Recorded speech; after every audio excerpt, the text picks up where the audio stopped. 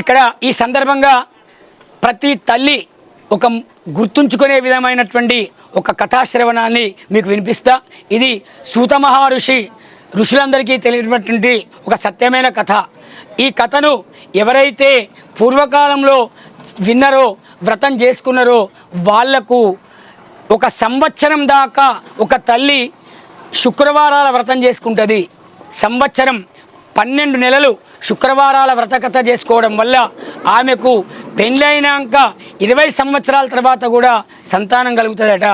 అలాంటి సంతానాన్ని మరి ఆ సంతానము ఎలాంటి సంతానము, ఆ సంతానం సమాజానికి ఏం మేలు చేసింది అది కూడా మనకు తెలుపుతా.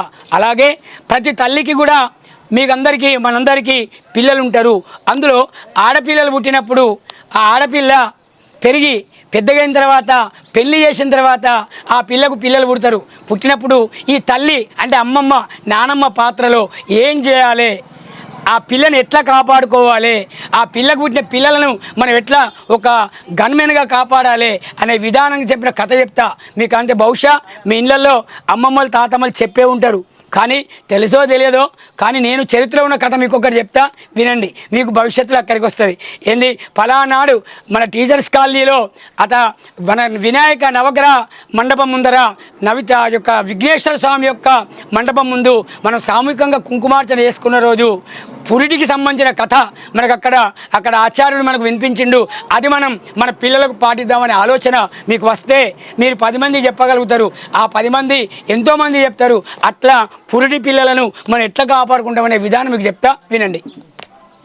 పూర్వకాలం లోపల ఒక పేదరాశి పెద్దమ్మ, అంటే వెనుకట చాలా సంవత్సరాలు, వేల సంవత్సరాల కిందర హోటళ్ళు లేవు, తినడానికి ఊరంటూ ఒక్కటే 10 మండలాల పేరు మీద ఒక పెద్దమ్మ ఎవరో ఉండి పాపం వచ్చిపోయే వాళ్ళకు ఛాయ్ పోసుడు, నీళ్ళు పోసుడు, అన్నం పెట్టడం, ఓ రూపాయి బిల్లో 3 పైసలు ఎంత ఇస్తున్నో పెట్టేవాళ్ళు. వాళ్ళను పేదరాశి పెద్దమ్మ అని అనేవాళ్ళట. ఒక హోటల్ లాగా నడిపేదన్నట్టు. అలాంటి ఒక సంబంధించిన కథ చెప్తే వినండి. పూర్వకాలంలో మగధ దేశం లోపల ఒక పేదరాశి పెద్దమ్మ ఉండేది. ఆ పేదరాశి పెద్దమ్మ భార్యాభర్తలు ఇంటికి వచ్చిన వాళ్ళందరికీ కొడుక అన్నం తిన్నవా, నీళ్ళు తాగుతావా అని అడిగి ఇచ్చేవాళ్ళట. ఇలా అదే రాజ్యంలో ఒక రాజుగారు ఉన్నారు. ఆ రాజుగారికి 2 భార్యలు. రాజుగారికి 2 భార్యలు, కానీ పెద్ద భార్యకు పిల్లలు లేరు, చిన్న భార్యకు పిల్లలు లేరు. వాళ్ళు పిల్లల కోసమని వ్రతాలు ఎన్నో యజ్ఞాలు యాగాలు చేసుకుంటారు, కానీ పిల్లలు గారు. ఇక్కడ అదే ఊర్లో ఉన్నటువంటి పేదరాశి పెద్దమ్మ ఇంతమందికి అన్నదానం చేస్తున్నది కదా, ఆమెకు భగవంతుడు వరమిస్తున్నాడు. అందరికి వచ్చిపోయే వాళ్ళ ఆకలి తీరుస్తున్నది, వాళ్ళ దాహం తీరుస్తున్నది, వాళ్ళ కష్టాలలో భాగం పంచుకొని అమ్మ నాకు ఒక వస్తువు కొంటానికి రూపాయి లేదంటే తన దగ్గర ఉంటే ఇస్తున్నది, లేకుంటే తోవు చూపిస్తున్నది. అంత పుణ్యాత్మురాలు ఆమె. ఒక సంవత్సరం దాకా సంతానం కోసం అని చెప్పి లక్ష్మీదేవి వ్రతాన్ని చేసుకుంటుంది. ఆ వ్రతం ఏంది, ఓన్లీ శుక్రవారం నాడు మాత్రమే చేసుకుంటుంది. ఆమె ఎంత చేసుకున్నాడో తెలుసా అమ్మ, 1 ఏడాది దాకా ఆ వ్రతం చేస్తున్న సమయం లోపల కాకరి చెట్టు అనేటువంటి నీడ పడకుండా నడిచేదట. కడిగిన బియ్యం మనం వంట చేసుకున్నప్పుడు నీళ్ళు కొందరు తెలియక ఎక్కడ పడితే అక్కడ పారబోస్తారు. ఆ డబ్బాలు పోయి పర్వతల పోయి గొడవతల పోయి ఇడిపోయి అంటారు, కానీ పద్ధతి కాదట. ఎక్కడ పడితే అక్కడ పారబోయకూడదట. లక్ష్మీదేవి అది కూడా. ఆ బియ్యం ఎక్కడైతే దార కనబడుతుందో ఆ దార దగ్గరికి దాటిపోకపోయేదట. ఎక్కడైతే పసుపు రంగు చీరలు ఆరవేసి ఉంటాయో అది పతివ్రత పరమ పవిత్రమైన స్థలం అని దాన్ని ముట్టుకోకుండా దూరం నుంచి పోయేదట. ఎందుకంటే ఆడవాళ్లకు నెల నెల ఎన్నో సమస్యలు ఉంటాయి, నా సమస్యలతోటి భగవత్ వస్త్రాన్ని దాకను అనే ఉద్దేశంగా దగ్గరికే పోకపోయేదట. ఎక్కడైతే ఆ తర్వాత ధాన్యాలు చల్లి ఉంటాయో ఆ ధాన్యాల నుంచి దాటిపోకపోవునట.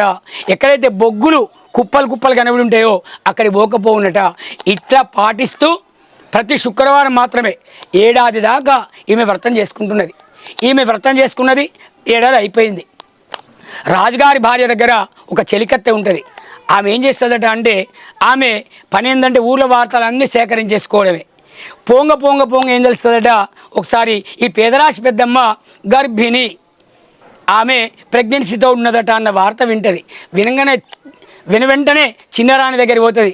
రానిమ్మ నేను ఒక వార్త విన్నా, పేదరాశి పెద్దమ్మ గర్భవతి, ఇగో ఏం తప్పలేదు, నేను చెప్పినట్టు చేయి, నేను కూడా గర్భవతినే అని నువ్వు ఏం మాయ చేస్తావో నాకు తెలియదు, నీ భర్త దగ్గర ఒప్పించుకో, నీకు నేను ఆ పేదరాశి పెద్దమ్మ పుట్టిన పిల్లలు ఎవరు పుట్టినా మంచిదే, నీకు తెచ్చిస్తా నేను, కానీ నువ్వు మాత్రం 9 నెలల గర్భిణిలాగా ఇంట్లోనే గర్భిణిలాగా నువ్వు ఉండాలి, నటించాలి, నువ్వు ఏం చేస్తావు నాకు తెలియదు అని ఇద్దరు కలిసి మాయా వేషంతో ఒప్పందం చేసుకుంటారు.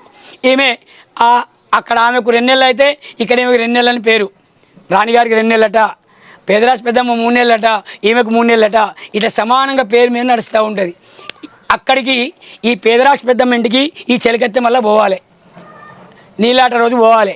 ఆమె ఎవరింట్లో అయినా కానీ ఆమె పోతుందట, అక్కడికి కూడా పోవాలి.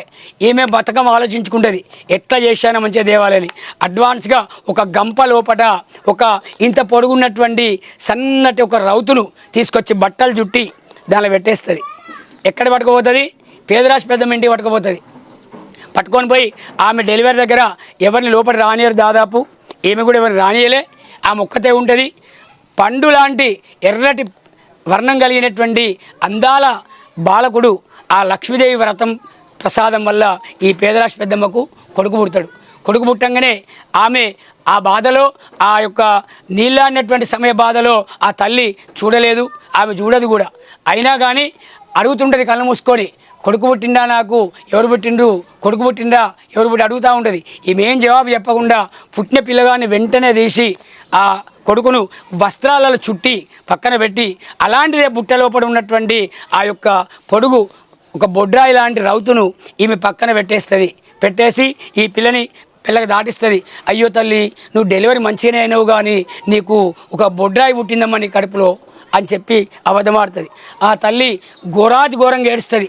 నాకు ఇట్లెందుకు అయింది, నాకు ఇట్లెందుకు అయింది, మరి ఎవరికైనా చెప్పుకుంటే సిగ్గుపోతుందమ్మా, బొడ్రాయి పుట్టిందని ఎవరికి బయట చెప్పకు, ఆమెకు పిల్లలు లేరు, అయ్యో పుట్టిపోయింది కావచ్చు అనుకుంటారు అనుకోండి, మాత్రం ఏం చెప్పకని ఒప్పించుకుంటుంది. అక్కడ ఒప్పించుకొని ఆయన పడుకున్నప్పుడు, సృహలో లేనప్పుడు ఈ బాలకుని పట్టుకొని మెల్లగా చాటుకు రాత్రి సమయంలో మెల్లగా రాణిగారి గృహంలో వస్తుంది. చొచ్చి అక్కడ ఆ రాణమ్మ పక్కకు ఈ బాలకుని పడుకోబెడుతుంది. అమ్మ, నీకు పండు లాంటి కొడుకు పుట్టిండు, లేచి చూడు అంటది. అనగానే అబ్బా నాకు కొడుకు పుట్టిండా, రాజుగారిని విలువ అంటది. అందరిని పిలుస్తారు, అప్పుడు లైట్లు వేస్తారు, పండగ చేసుకుంటారు, రాజ్యం అంతా పండగ చేసుకుంటారు, రాజుగారి కొడుకు పుట్టిండట అని అనేక రకాల బందోబస్తు. అక్కడ తల్లి పాపం ఏడ్చి బక్కగై నేను ఇంత వ్రతం చేసుకున్నా నాకు ఎందుకు పుట్టలేదని అదే నిష్ఠ ధ్యానంతో ఉంటుంది తప్ప, దుఃఖంతో ఉంటుంది తప్ప ఎవరి మీద ఈర్ష్యతో ఉండదు. ఈ చెలికత్త మీద ఈర్ష్యతో ఉండదు. ఇది జరిగిపోతుంది. కొన్ని నెలలు అవుతుంది, సంవత్సరాలు అవుతాయి. ఆ పిల్లవానికి ఒక 16 సంవత్సరాలు వస్తాయి. ఆ పిల్లగానికి పెళ్లి చేయాలంటే అప్పుడు వెనుకట రాజులు ఏం చేసేదంటే మారువేషాలలో దేశానికి పంపించేది, జ్ఞానం తెలుసుకోవడానికి, అన్ని భాషలు నేర్చుకోవడానికి, పరిభాష తెలుసుకోవడానికి పంపించేది.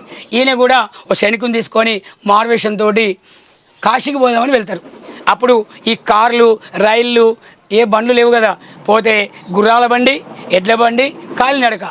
ఈయన గుర్రాల బండి మీద వెళ్తాడు. పోయి అలసిపోతే గుర్రాలు పోతే అన్నీ పోతాయి, కాలినడకనే పోతూ ఉంటాడు. ఏదో ఒక రాజ్యం పోతాడు. అక్కడ ఆ భాష ఆయనకు రాదు. ఆ భాష రాకున్నా కూడా అక్కడ అడుగుతాడు, ఈ ఊళ్ళో పెద్దరాశి పెద్దమ్మ ఉందా, అమ్మ ఉన్నది ఇల్లు చూపిస్తారు. అక్కడికి పోతాడు. సాయంత్రం అవుతుంది. పాపం పోయేసరికి ఆ అమ్మ బయటకు వచ్చి చెప్తుంది, అయ్యా నువ్వెవరో కానీ నా కూతురు నీళ్ళాడడానికి రెడీ ఉంది, మీరు ఇప్పుడు పరువుల పురుషులను ఇంట్లోకి రానియం అని చెప్పి మీరు రావద్దు, దయచేక్కన ఉండండి. అమ్మ అట్లా కాదు, బాగా దూరం నుంచి వచ్చిన అలసతలో ఉన్నా నాకు ఏదైనా పెడితే తినిపోతా, అమ్మ అలాంటి ఏది కుదరదు అని మళ్ళీ పంపిస్తారు. మళ్ళీ తర్వాత అమ్మ బయటకు వస్తుంది, ఏమై పోతలేవు కొడుక, నాకు నీళ్ళు కావాలమ్మా, తాగిపో, నీళ్ళు కూడా ఇయ్యము అంటది. మళ్ళీ వెళ్ళిపోతాడు. ఊళ్ళో ఎవ్వరు కూడా పర్లను అట్లా రానేరా, ఊళ్ళో ఏందో ఆచారం తెలియదు. అప్పుడు మళ్ళీ అక్కడికే పోతాడు. ఇక సరే బయటకి ఇట్లా వరండా ఉంటుంది, వరండాలో పడుకుంటా దయరాదా, ఓ రాత్రి అన్న నిలిపోయేదా అని ఏం చేస్తాడు, మళ్ళీ అక్కడ పడుకుంటాడు. రాత్రి 8-9 కాగానే ఆయన చుట్టూ ఒక 4 దయ్యాలు లాంటివి వస్తాయి. అప్పుడు భాష పరమ పవిత్రమైన మనుషులు కాబట్టి అవి మాట్లాడే భాష కూడా మనుషులకు తెలిసేదట. అప్పుడు అవి మాట్లాడుతున్నాయి, ఏమే మనము ఇక్కడ ఎన్ని రోజులు కావాలి కాద్దాం అంటే, ఇవాళ ఒక్కరోజు ఆగే రేపు పొద్దున ఆమె నీళ్ళాడుతుంది, ఆ పసిపిల్లని మనం తినిపోదాం అని మాట్లాడుకుంటే ఆ దయ్యాలు, పురిటి దయ్యాలు అంటారు వాటిని. అవి మాట్లాడుకోంగి వింటాడు. అమ్మో, అయితే రేపు పిల్లగాడు పుడితే ఆ పిల్లగాని తింటే అవి నేను ఇక్కడనే ఉంటా, కావాలంటా అని మళ్ళీ రాత్రి దాకా ఎక్కడో ఉండి వచ్చి వాళ్ళ వాకిట్లో పడుకుంటాడు. రాత్రి అవుతుంది. రాత్రి కాగానే అక్కడ పిల్లాడు పుట్టినట్టు వాళ్ళు మాట్లాడుకుంటుంటారు. ఈయనకు అర్థమైంది లోపల కొడుకు పుట్టిండట అని. అప్పుడే ఈ దయ్యాలు వస్తాయి 4. దాటుదామని వచ్చేసరికి ఈయన అడ్డం పడుకుంటాడు దర్వాజకు. అడ్డం పడుకునేసరికి అక్కడ ఉన్నటువంటి ఆ అందులో ఒక దయ్యం మాట్లాడుతుంది, ఏమే కాలు ముందుకు పోతలేదు మనది అంటే, పోకండి పోకండి అక్కడ ఉన్నది ఎవరు అనుకుంటున్నావు, ఒక మహానుభావుడు గేటు దగ్గర అడ్డం పడుకొని ఉన్నాడు, ఆయన చిన్నవాడు కాదు, ఆయన గురించి నీకేం చెప్పాలనే, వాళ్ళ తల్లి 12 నెలలు శుక్రవారాలు వ్రతం చేసి లక్ష్మీదేవి ద్వారా సంతానం పొందిన వ్యక్తి, ఆ వ్యక్తి మహాపవర్ కలిగి ఉంటుంది, ఆయనను దాటితే మనం మష్ అయిపోతాం, మనం దూరం ఉందామంటారు. అనగానే ఒక్కరోజు అవుతుంది వాళ్ళు దాటిపోలేరు, రెండో రోజు అవుతుంది దాటిపోలేరు. ఆయన ఏం తినకున్నా కానీ తపస్సు చేసినట్టు 7 రోజులు వాళ్ళకి కావలి ఉంటాడు అక్కడ గేటు దగ్గర, ఆ లోపలి పిల్లగాన్ని ఇవి తినకుండా. 7వ రోజు నాడు అవి ముచ్చట పెడుతుంటాయి రాత్రి, ఎవరు వచ్చిన దయ్యాలు. అక్కడ పెద్దమ్మ రోజు పిల్లగాడు ఎందుకు పడుకుంటున్నాడు అని తలుపు దగ్గరికి వచ్చి వస్తుంటుంది. ఈ దయ్యాలు మాట్లాడుతుంటాయి, అదంతా కాదే ఈయన ఎందుకు ఇక్కడ పడుకుంటున్నాడు నాకు ఒకసారి చెప్పు, మనం దాటిపోతే మనకు ఏమైతే చెప్పు. అమ్మ మనం గనక దాటిపోతే ఇక్కడనే మనం మష అయిపోతాము. వీళ్ళ తల్లి చేసినటువంటి తపస్సు అంత పెద్దది. వీళ్ళ తల్లి ఈయన అనుకుంటున్నాడు రాజు కొడుకుని అనుకుంటున్నాడు, కానీ రాజు కొడుకు కాదే ఈయనే పేదరాశి పెద్దమ్మకు పుట్టిన ఒక అద్భుతమైనటువంటి పౌరుడు. ఈయన త్యాగం చేస్తే యాగాల వల్ల ఫలితం వల్ల కాదు, ఆమె వేసిన నోము వల్ల లక్ష్మీదేవి వ్రతం వల్ల పుట్టిన పిల్లవాడు, ఆయన దాటితే మనం మష అవుతాము అనంగా ఈ పిల్లవాడు వింటాడు. ఈ లోపల ఉన్న పేదరాశి పెద్దమ్మ వింటుంది. ఆ రాత్రి గడిచిపోతుంది. అప్పుడు తెల్లానక బయటకు వస్తుంది, కాళ్ళ మీద నీళ్ళు వస్తుంది, కాళ్ళు అడుగుతుంది, కొడుక నువ్వెవరో అనుకున్నా కానీ సామాన్యుని కాదు నువ్వు. ఆ దయ్యాలు రాత్రి మాట్లాడుతుంది విన్నా, నువ్వు చేయబట్టి 7 రోజులే ఈ దయ్యాలు మా పిల్లల్ని ముట్టుకోలే, ఈ ఊరు ఎవరింట్లో పిల్లలు పుట్టినా ఈ దయ్యాలు వచ్చి తినిపోతున్నాయి, పిల్లలు దక్కుతలేరు, నువ్వు చేయబట్టి దక్కింది నాయన అని అంటే, అట్లనా నేను వల్లనా ఎట్లా అంటే మాకు తెలియదు కానీ నువ్వు చేయబట్టే అని చెప్తుంది. ఆ రాత్రి మళ్ళీ పడుకుంటాడు కావాలి. అప్పుడు దయ్యాలు రాగానే దొరకబడతాడు.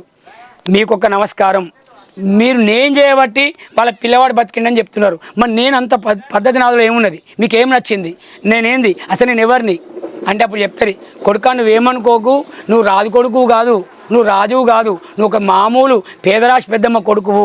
ఆమె శుక్రవారాల వ్రతం చేస్తే నువ్వు పుట్టినవు. మీ అమ్మ ఆ వ్రతం చేసినప్పుడు 7 ఏడాది దాకా కాకరి చెట్టు దాటిపోలేదు, 7 ఏడాది దాకా అన్నంగా బియ్యం కడిగిన నీళ్ళు దాటిపోలేదు, అక్కడ బొగ్గుల కుప్ప ఉంటే దాటిపోలేదు, ధాన్యాల కుప్ప ఉంటే దాటిపోలేదు. ఇప్పటికి కూడా మీ అమ్మ నీ కోసం నా కొడుకు ఎక్కడో భూమి మీద బతికే ఉన్నాడు అనే ఆశతోటి ఎవరింటికి పోతలేదు, ఉపవాసం ఉంటున్నది, నా కొడుకు మంచిగా ఉండాలని ఇంకా తపస్సు చేస్తున్నది మీ అమ్మ. అంటే ఏ ఊళ్ళో ఉన్నాయని అడుగుతాడు, నువ్వు పుట్టిన ఊళ్ళోనే ఉన్నాయని చెప్తాడు. అప్పుడు నేనంటాడు, మీరు నాకు రహస్యం చెప్తే మీకు ఆ నరక దోషాలు లేకుండా మీకు ఇక్కడే కర్మకాండలు చేసి మీకు మోక్షం కలిగించిపోతా అంటాడు. అట్లయితే చెప్తామని ఈ రహస్యం అంతా ఇవి చెప్తాయి వాళ్ళకు, ఈ రాజు కొడుకు చెప్తాయి. అప్పుడే కాశీకి పోయి వాళ్ళ నాన్నకు కర్మకాండ చేసి ఈ 4 దయ్యాలకు కూడా పిండ ప్రదానం పెట్టి మోక్షం కలిగించి అర్జెంటుగా వాళ్ళ ఊరికి చేరుకుంటాడు. చేరిన తర్వాత ఒక 6 నెలల సమయం పడుతుంది. పోయినాక ఈ దయ్యాలు సలహా చెప్తాయి, మా అమ్మ నాకు ఎట్లా తెలవాలి, కొడుక నీ ఇంటికున్న 4 ద్వారాల దగ్గర ఒక ద్వారానికి అడ్డంగా కాకర చెట్టు పెట్టు, ఒక ద్వారానికి అడ్డంగా బొగ్గుల కుప్ప పోయి, ఒక ద్వారానికి అడ్డంగా బియ్యం కడిగిన నీళ్ళు పోయి, ఒక ద్వారానికి అడ్డంగా ధాన్యాల కుప్ప పోయి. అప్పుడు మీ అమ్మ దాటి రాదు. ఆర్డర్ వేయి ఊళ్ళో ఎవరింట్లో పొయ్యి వెలగడానికి వీలు లేదు, ఇక్కడికే భోజనం రావాలి, ఇది రాజాజ్ఞ, పాటించకుండా తల తీసేస్తా అని ఆజ్ఞ ఉంటుంది. ఈ దయ్యాలు చెప్తే ఈ సలహా అంతా. అప్పుడు ఈయన ఇంటికి పోయి ఇదే ఆర్డరు ఊరంతా ప్రచారం చేపిస్తాడు. చాలామంది అందరు భోజనానికి వస్తుంటారు. ఊళ్ళో మొత్తం 10 వాడలు ఉంటే 10 వాడలకు మిలిటరీని పెడతాడు. ఎక్కడ పొగ వెళ్ళినా కానీ వాళ్ళని తీసుకురాని లేపేయండి అని. ఎవరు భయంగా రాజు భయం, ఎవరు వండరు. అప్పుడు చూడు బిడ్డ అంటది, ఈ పరిస్థితి చూడని. ఈ రాజు 4 గేట్లకు మొత్తం కావలు తిరుగుతూ ఉంటాడు అడిడు. అంతట్లో కురువృద్ధులు ముసలి వాళ్ళు ఒక జంట కట్టె పట్టుకొని, కొడుక ఏది తోవా, రాజుగారి ద్వారం ఎక్కడా అని చెప్పి వస్తూ ఉంటారు. దగ్గరికి వచ్చేసరికి అక్కడ కాకర చెట్టు కనబడుతుంది. ఏమండి ఇక్కడ కాకర చెట్టు ఉన్నది, మనం పక్క ద్వారాన్ని పోదాంపా అంటుంది ఆమె. ఇంకో ద్వారాన్ని పోతారు. అక్కడ పోయేసరికి బియ్యం నీళ్ళు ధారపడి ఉంటాయి. అయ్యో ఇక్కడ బియ్యం ధార లక్ష్మీదేవి కోపం చేస్తుంది, నా కొడుకు ఆటంకం జరుగుతుంది, వానికి ఏమైనా అన్యాయం అవుతుంది, దాటాదు, ఇంకో ద్వారం ఉంటుంది. మళ్ళీ ద్వారాన్ని పోతారు. మళ్ళీ ద్వారానికి పోయేసరికి అక్కడికి వెళ్ళేసరికి ధాన్యాల కుప్ప, అక్కడ అదే పరిస్థితి. మళ్ళీ పోయేసరికి బొగ్గుల కుప్ప. ఈ 4 చూస్తాడు రాజు కొడుకు. ఆహా, అయితే ఈ వచ్చిన వాళ్ళే నా తల్లిదండ్రులు అని 2 కాళ్ళకు సాష్టాంగ నమస్కారం చేస్తాడు, పాదాలకు నమస్కారం చేస్తాడు. మీరు ఇచ్చిన జన్మ రాజుగారింట పెరిగిన నాకు అర్హత లేని జన్మ అది, మీ జన్మ నాది కరెక్టు అని మీరే నాకు తల్లి తండ్రి అని కాళ్ళ మీద పడతాడు, నమస్కారం చేస్తాడు, వాళ్ళు దీవిస్తారు, కొడుక ఇలాగే నువ్వు శాశ్వతంగా ఉండు అని. అమ్మవారి యొక్క ఆశీర్వాదం అనేది ఆ పిల్లగాని కనబడుతుంది. వీళ్ళే నా తల్లిదండ్రులని సాష్టాంగ నమస్కారం చేస్తాడు. అప్పుడు కొడుక మేమే మీకు తల్లిదండ్రులు ఎట్లా తెలిసింది మీకు అని అడుగుతుంది. అమ్మ కాశీ లోపల ఒక జరిగింది, అక్కడ ఒక విధానంగా పురిటి దయ్యాలనేటువంటివి పిల్లలను పీక్క తింటున్నాయనే విషయం తెలిసి వాటిని ఆకపోతే అక్కడ విషయం అంతా చెప్పేస్తాడు.